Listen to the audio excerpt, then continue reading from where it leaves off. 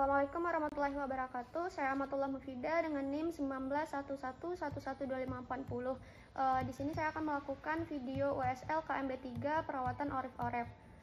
Yang pertama itu kita baca terlebih dahulu catatan medis pasien dan kita orientasikan kepada pasiennya. Assalamualaikum Ibu, selamat pagi. Waalaikumsalam, pagi. Perkenalkan, saya perawat Amatullah Mufidah. Ibu bisa panggil saya perawat Fida. Saya perawat yang bertugas pada hari ini dari pukul 8 pagi sampai 1 siang nanti. Nah, kalau boleh tahu saya berbicara dengan Ibu siapa? Gita. Ibu Gita ya Ibu.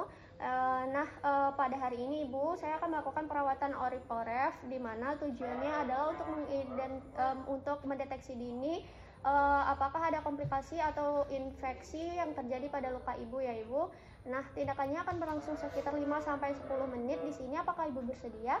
Ya, boleh. Sebelumnya apakah ada yang ingin Ibu tanyakan terlebih dahulu? Enggak ada. Tidak ada. Permisi Ibu, boleh saya lihat lukanya? Kita buka balutan luka pasien, lalu kita bisa kaji apakah ada komplikasi ataupun infeksi pada luka pasien. Komplikasi seperti yang pertama itu ada komplikasi perdarahan terselubung atau tersembunyi, di mana kita inspeksi terlebih dahulu luka pasien itu apakah perdarahannya itu berwarna kemerahan ataupun kecoklatan ataupun kehitaman. Lalu kita bisa lihat luas dari luka pasien menggunakan pen light.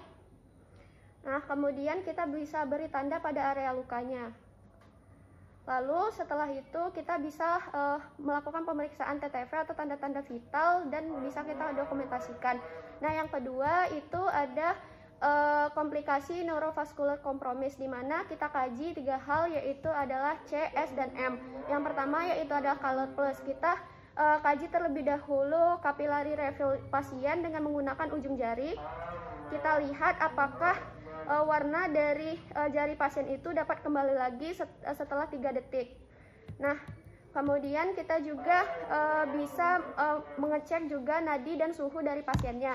Lalu kita mengkaji S atau sensation, di mana apakah pasien tersebut merasa kebas atau kesemutan pada area lukanya dengan cara menanyakannya. Ibu, apakah Ibu ada merasakan kebas atau merasa kesemutan pada area luka Ibu? Enggak. Tidak ada ya Ibu. Nah, kemudian kita bisa mengkaji move atau M, di mana kita mengkaji kemampuan pasien untuk menggerakkan bagian tubuh yang terdapat luka. Nah, Ibu, apakah Ibu bisa menggerakkan tangan Ibu yang ada luka ini? Bisa ya Ibu? Nah, baiklah. Nah, untuk pengkajian CSM ini sendiri itu dilakukan pada apabila 8 jam pertama maka dilakukan sebanyak 2 jam 1 kali, sedangkan pada jam 48 jam berikutnya itu dilakukan pemeriksaan selama 4 jam sekali.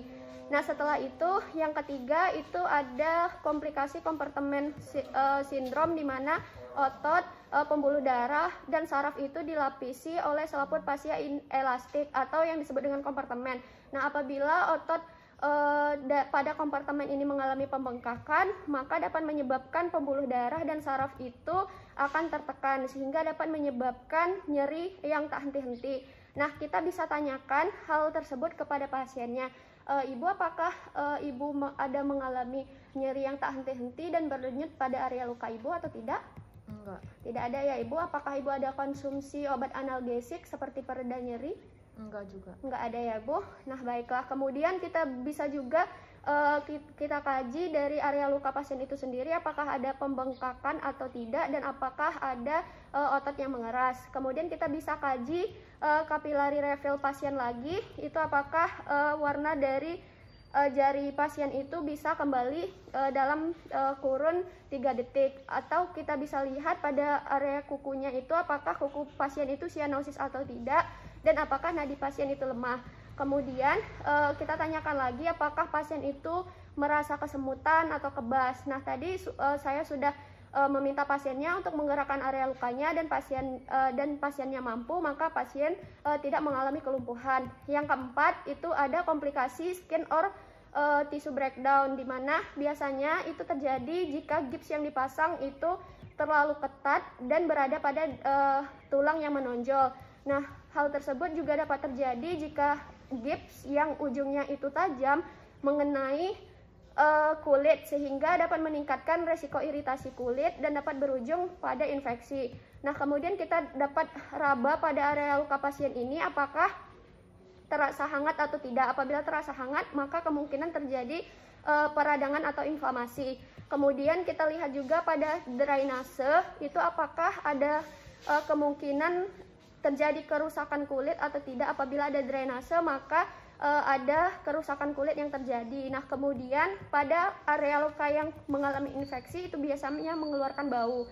Nah, yang terakhir itu ada hidden infection from wound atau ulcer, di mana kita dapat melubangi gips dari pasien ini dan melakukan perawatan luka untuk mencegah terjadinya infeksi tersembunyi.